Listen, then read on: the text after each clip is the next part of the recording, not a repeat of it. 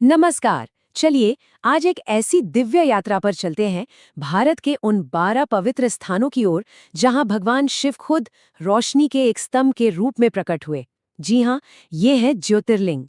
ये सिर्फ मंदिर नहीं है, बल्कि ये ऊर्जा और आस्था के जीते जागते केंद्र हैं।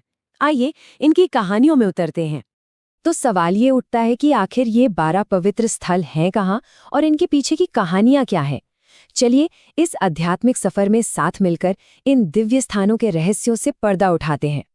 सबसे पहले ये समझना जरूरी है कि ज्योतिर्लिंग का मतलब क्या है। देखिए, ये कोई साधारण मूर्ति नहीं है, बल्कि ये भगवान शिव का साक्षात स्वरूप है। रोशनी का एक ऐसा अंतहीन स्तंभ जिसका न कोई आदि है न कोई अंत। हमारी यात्रा शुरू होती है पश्चिम भारत से, जहां इन पवित्र स्थलों का एक बहुत ही महत्वपूर्ण समूह मौजूद है। तो आइए सबसे पहले गुजरात और महाराष्ट्र की गाथाओं को जानते हैं। हमारी पहली मंजिल है गुजरात का सोमनाथ। इसके पीछे एक बड़ी ही रोचक कथा है। कहते हैं कि चंद्रदेव को उनके ससुर प्रजापति दक्ष ने अपनी सारी चमक खो देने का श्राप दे दिया था। इस श्राप से बचने के लिए चंद्रदेव ने इसी जगह पर शिवजी की कठोर तपस्या की।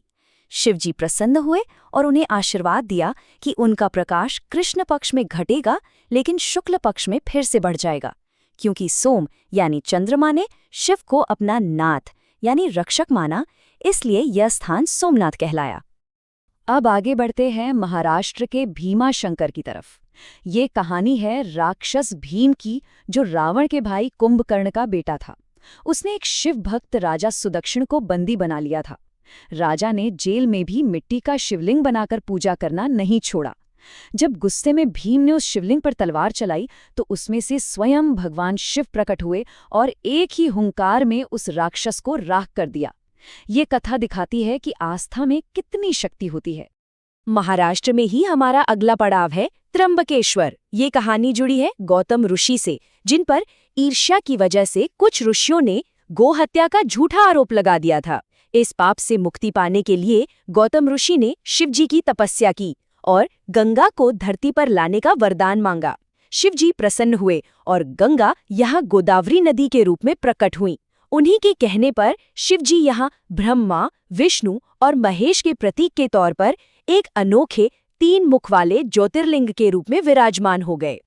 पश्चिम भारत में हमारी आखिरी कथा है घृष्णेश्वर की, और ये अटूट भक्ति की एक ऐसी कहानी है जो दिल को छू जाती है। घुष्मा नाम की एक परम शिव भक्त थीं। उनकी भक्ति से जलकर उनकी ही बहन ने उनके बेटे की हत्या कर दी। इस भयानक दुख के बाद भी घुष्मा ने अपनी शिव पूजा नहीं छोड़ी।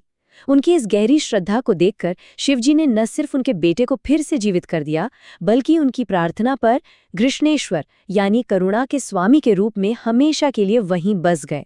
चलिए अब भारत के दिल यानी मध्य प्रदेश और फिर उत्तर की ओर बढ़ते हैं, जहां कुछ सबसे ज्यादा माने जाने वाले ज्योतिर्लिंग मौजूद हैं। मध्य प्रदेश के उज्जैन में शिप्रा नदी के किनारे विराजमान है महाकालेश्वर। पुराने समय में दूषण नाम का एक राक्षस अवंतिकापुरु के लोगों को बहुत परेशान करता था।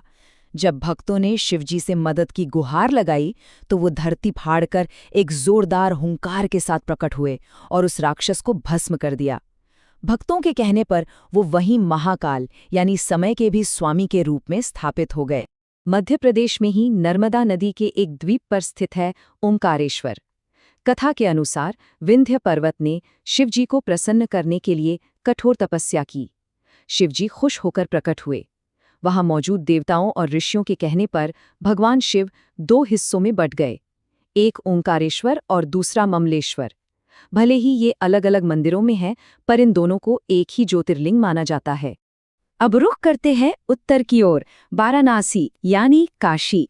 यहाँ स्थित काशी विश्वनाथ की कहानी ये बताती है कि कैसे शिवजी ने देवताओं के बीच अपनी सर्वोच्चता यानी कि सुप्रीमसी स्थापित की। तो हुआ ये कि ब्रह्मा और विष्णु में बहस छिड़ गई कि दोनों में से श्रेष्ठ कौन है। तभी शिवजी रोशनी के एक विशाल स्तंभ के रूप में प्रकट हुए, जैसा कि हम यहाँ देख सकते हैं।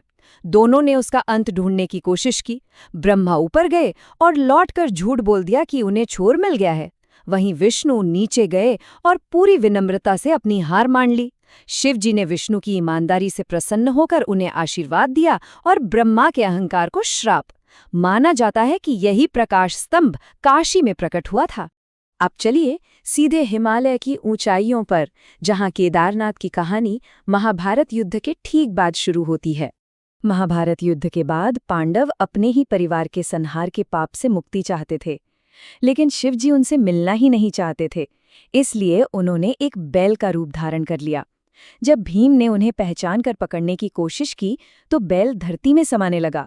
बाद में उसी बैल के शरीर के हिस्से 5 अलग-अलग जगहों पर प्रकट हुए, जो पंच केदार कहलाएं। जैसे केदारनाथ में उनका कुबड़, तुंगनाथ में भुजाएं और रुद्रनाथ में मुख। चलिए इस तीर्थ यात्रा को आगे बढ़ाते हैं और चलते हैं भारत के दक्षिणी और पूर्वी हिस्सों की तरफ, वहां के पवित्र स्थलों की ओर। दक्षिण में आंध्र प्रदेश में मल्लिकार्जुन की कहानी भगवान शिव के अपने परिवार से जुड़ी है।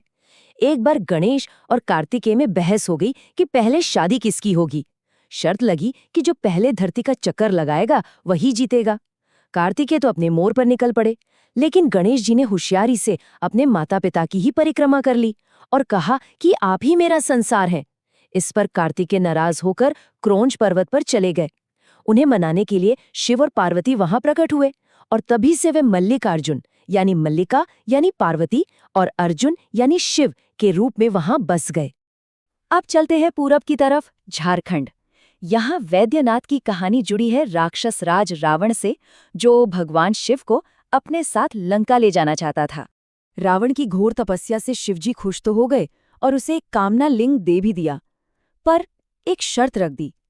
शर्त ये थी कि अगर लंका पहुंचने से पहले लिंग को कहीं भी जमीन पर रख दिया तो वो हमेशा के लिए वहीं स्थापित हो जाएगा। रास्ते में देवताओं ने विष्णु जी से मदद मांगी। विष्णु जी एक ग्वाले का भेष बनाकर आए और एक चाल चली। उन्होंने रावण को लघुशंका की तीव्र इच्छा करवाई, जिसकी वजह से रावण को लिंग उस ग्वाले को थमाना पड़ा।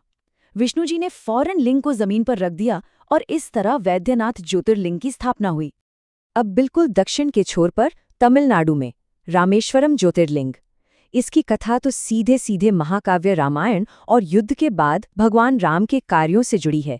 रावण का वध करने के बाद भगवान राम पर ब्रह्म हत्या का पाप लगा, क्योंकि रावण एक ब्राह्मण था।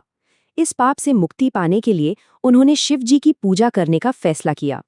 तब माता सीता ने समुद्र तट की रेत से एक शिवलिंग बनाया और भगवान राम ने उसे स्थापित कर उसकी पूजा की। यही पवित्र शिवलिंग आज रामेश्वरम ज्योतिर्लिंग के नाम से जाना जाता है। और अब हमारी यात्रा का आखिरी ज्योतिर्लिंग, नागेश्वर। कहते हैं दारुका नाम के एक राक्षस ने सुप्रिय नाम के एक शिव भक्त को बंदी बना लिया था, लेकिन कैद में भी सुप्रिय ने शिव मंत्र का जाप नहीं छोड़ा। उनकी पुकार सुनकर भगवान शिव प्रकट हुए, राक्षस का संहार किया और अपने भक्त के कहने पर वहीं नागेश्वर यानी नागों के ईश्वर के रूप में स्थापित हो गए। तो ये थी हमारी 12 ज्योतिर्लिंगों की यात्रा। लेकिन जरा सोचिए, इन प्राचीन कथाओं का असली मतलब क्या है और ये आज भी इतनी महत्वपूर्ण क्यों है? अगर हम इन सभी कहानियों को गौर से देखें तो कुछ बातें साफ नजर आती हैं।